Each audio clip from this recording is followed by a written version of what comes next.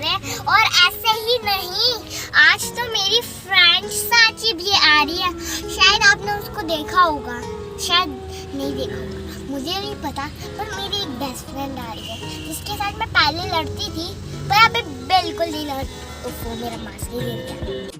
भारवी की फ्रेंड साची और मेरी फ्रेंड प्राची आ गए हैं, तो अब हम आज का ट्रिप स्टार्ट करेंगे।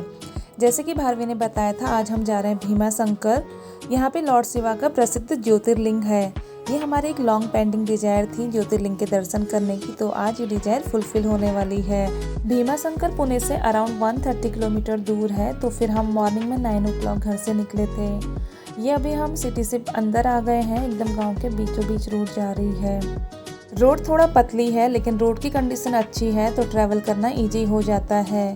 और रास्ता इतना अच्छा है कि कोई बोर हो ही नहीं सकता। बहुत अच्छी नेचुरल ब्यूटी है और बीच बीच में बहुत सारे स्पॉट भी हैं। हम बीच बीच में रुकते गए। देखिए यहाँ पे एक लेक है।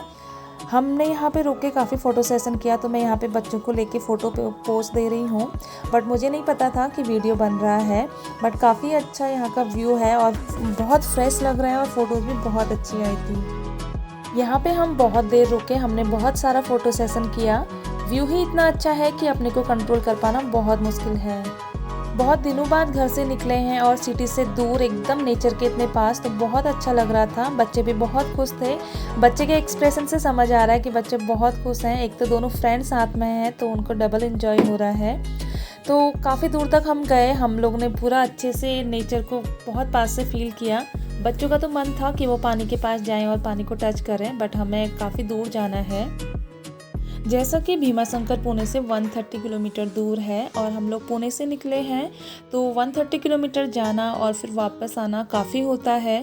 इसलिए हमें लग रहा था कि कम से कम हम लोग टाइम वेस्ट करें और टाइम से पहुंच के दर्शन हो जाएं, क्योंकि फिर हमें टाइम से वापस भी आना है। पहले हमें लगा था कि 130 किलोमीटर जाना है, हमारे लिए काफ़ी टफ होगा, लेकिन ये हमारे लिए बहुत इजी था, क्योंकि भीमा शंकर तक जाने का जो रास्ता है वो बहुत ही अच्छा है। बिल्कुल भी बोर नहीं हो सकते। यहाँ का व्यू, कहीं पे एकदम छोटे छोटे पेड़ों वाला जंगल है, तो फिर कहीं पे इस तरह का, तो बिल्कुल भी हम बोर नहीं हुए। और स्पेशली 2 बच्चे साथ में थे, भारवी की फ्रेंड साची साथ में थी, तो बच्चों ने बहुत इंजॉय किया रास्ते में। और ये जो व्यू है ये एकदम भीमा शंकर के पास का ही व्यू है। हम बस पहुंचने ही वाले हैं। अराउंड 4 आवर का हमें टाइम लगा, क्योंकि हम 1-2 जगह रुके भी थे। और अभी हम पहुंच गए हैं क्षेत्र भीमा शंकर, लॉर्ड शिवा के प्रसिद्ध ज्योतिर्लिंग के पास में। ये है भीमा शंकर टेम्पल का एंट्री गेट और यहाँ पे आते ही एकदम पॉजिटिविटी फील होने लगती है। और अभी हम मंदिर के लिए निकल गए हैं। भारवी और सांची को बिल्कुल भी मैनेज नहीं करना पड़ा। वैसे तो बच्चे अभी बड़े हो गए हैं, लेकिन दोनों का साथ था तो दोनों बहुत अच्छे से सेल्फ मैनेज थे। एंट्री गेट से अराउंड 5 मिनट का वॉकिंग डिस्टेंस है मंदिर तक पहुंचने के लिए। तो रोड से हमें इस तरह से नीचे सीढ़ियां बनी है, नीचे जाना होता है मंदिर तक के लिए। और इस रास्ते में ऊपर से शेड भी बना है, ताकि रेनी सीजन में या फिर समर में दिक्कत ना हो। अभी कोरोना वाली सिचुएशन है तो ज़्यादा भीड़ नहीं थी। वैसे तो काफ़ी लोग थे, बट बहुत ज़्यादा क्राउड नहीं था, तो हमारे लिए बहुत ईजी हो गया और हम बहुत अच्छे से दर्शन ले पाए। हमें दर्शन के लिए बिल्कुल भी वेट नहीं करना पड़ा। और जैसे ही हम मंदिर के पास पहुंच जाते हैं, तो यहाँ पे बहुत सारे स्टॉल हैं जहाँ पे कि प्रसाद, फूल वगैरह अवेलेबल हैं। यहाँ पे अब हम बिल्कुल मंदिर के पास पहुँच गए हैं, तो हमने हैंड वॉश, पाँव वॉश कर लिया है।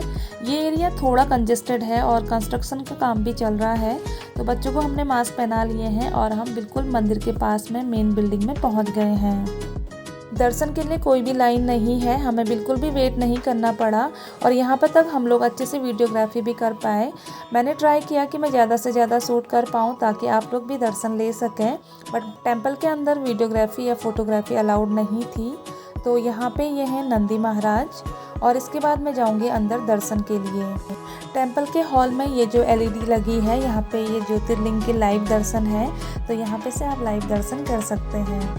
दर्शन करके हम लोग थोड़ी देर टेम्पल हॉल में बैठे और अब हम वापस आ गए हैं। तो हमने यहाँ पे प्रसाद लिया और बहुत सारे शॉप हैं, तो बच्चे अट्रैक्ट होते हैं, तो बच्चों की डिमांड शुरू हो जाती है। फिर बच्चों के लिए हमने 2-4 सामान लिए और फिर अब हम वापस निकल गए हैं। आते समय थोड़ी सी चढ़ाई थी, लेकिन बच्चों के लिए हमें बिल्कुल भी एफर्ट नहीं लेने पड़े। बच्चे वापस आते समय भी सेल्फ मैनेज थे और फुल एनर्जेटिक भी थे। और रास्ते में हमें थोड़े से मंकीज़ भी दिखाई दिए, तो बच्चों का फुल एंटरटेनमेंट होता रहा।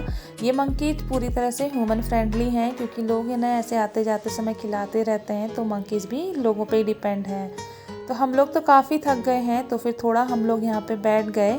लेकिन बच्चे हैं कि उनका एनर्जी लेवल बिल्कुल भी कम नहीं है। यहाँ पे भी बच्चे फुल मस्ती के मूड में हैं। रियली बच्चों ने बहुत इन्जॉय किया है। तो देखिए बच्चों की उछल कूद चालू है। इन्हें काफ़ी बोला बैठने के लिए, लेकिन बच्चे रुके नहीं। और हम थक तो गए थे, साथ में हमें बहुत भूख भी लग गई थी। तो हमने देखा कि यहाँ पे स्नैक्स का एक स्टॉल था, तो हमने गर्मा गर्म इडली सांभर ऑर्डर किया। प्रकाश ने नहीं खाया और बच्चों ने भी फ्रूटी वगैरह पी ली थी, और हमने तो बहुत इन्जॉय किया। और अब हम वापस निकल गए हैं, तो वही सुंदर सा रास्ता, एकदम नेचुरल ब्यूटी। वैसे तो ये हमारा स्पिरिचुअल ट्रिप था, लेकिन हमने बहुत इन्जॉय किया। अब हम देखेंगे कोई अच्छी सी जगह जहाँ पे कि हम लंच कर पाएँ। खाना हम सारा घर से बना के लाए हैं, तो ये हमें एक अच्छी सी जगह मिल गई है। यहाँ पे ये एक बड़ा सा ग्राउंड है, तो यहाँ पे हमने मैट लगा दी है। अब हमारा यहाँ पे पिकनिक स्टार्ट हो गया है। हमें आइडिया नहीं था कि वहाँ पे खाना मिलेगा या नहीं, क्योंकि अभी सिचुएशन भी ऐसी है, इसलिए बेटर था कि हम लोग सब कुछ सारा घर से बना के लाए हैं। लंच टाइम हो गया है और हम लोगों को तो ज़्यादा भूख नहीं है, क्योंकि हम लोगों ने इडली खा ली थी, बट प्रकाश का भूख से बुरा हाल है। बच्चों का भी अच्छे से हैंड वॉश करा दिया है। बच्चे बहुत खुश थे। बच्चों को पिकनिक का ये आइडिया बहुत पसंद आया। दोनों ही बच्चे बहुत खुश थे, स्पेशली सांची तो इतनी खुश थी, तो उसकी हैप्पीनेस आप देख सकते हैं, वो खुशी से जंप कर रही है। आज हमने खुले आसमान के नीचे जंगल के पास में एकदम फ्रेश एनवायरनमेंट में खाना खाया है। तो चलिए देखते हैं क्या क्या है आज हमारे लंच में। यहाँ पे जहाँ पे हम खाना खाने बैठे हैं, ये बहुत ही सुंदर जगह है। देखिए कितना बड़ा ग्राउंड है। और ये दोनों हंस रहे थे मेरी प्लेट्स को देख के। इन्हें लगा था कि मैंने डिस्पोजेबल प्लेट्स लाई होंगी, बट मैं अपने घर की स्टील की प्लेट्स लेके गई थी। डिस्पोजेबल प्लेट्स भी खा के वहाँ पे फेंक नहीं सकते, उन्हें भी घर ही लाना होता। इससे बेटर मैंने सोचा क्यों ना स्टील की प्लेट लेके जाएं, इनमें खाना खाना भी कन्वीनियंट रहता है। तो ये है फ्राइड राइस, क्योंकि बच्चे भी पसंद करते हैं और ट्रिप में अच्छा लगता है। और पराठे और अपनी आलू गोभी की सब्जी। प्लेट्स लग गई हैं, तो चलिए खाना खाना स्टार्ट करते हैं। और ये जो गुलगुले हैं ना, ये प्राची ने बनाए हैं। बहुत जल्दी प्राची गुलगुले की रेसिपी शेयर करने वाली है, क्योंकि उसके गुलगुले अमेजिंग होते हैं। तो चलिए हम लंच एंजॉय करते हैं।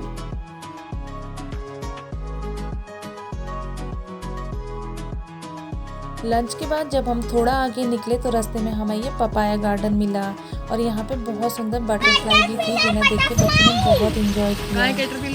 वैसे तो पपाया ट्री हमने बहुत देखे हैं, लेकिन इतना बड़ा पपाया गार्डन और छोटे छोटे ट्री में बहुत सारे पपाया लगे थे।